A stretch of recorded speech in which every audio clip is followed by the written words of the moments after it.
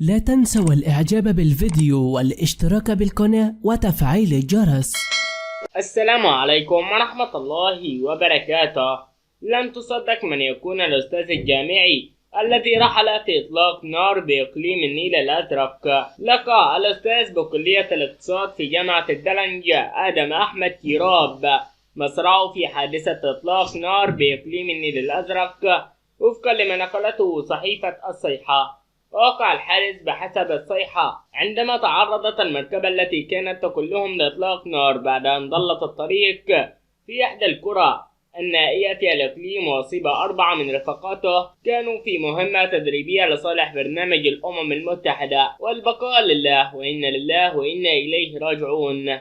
ربنا يرحمه ويغفر له ويجعل مثواه الجنة، اللهم آمين يا رب العالمين. والسلام عليكم ورحمة الله تعالى وبركاته.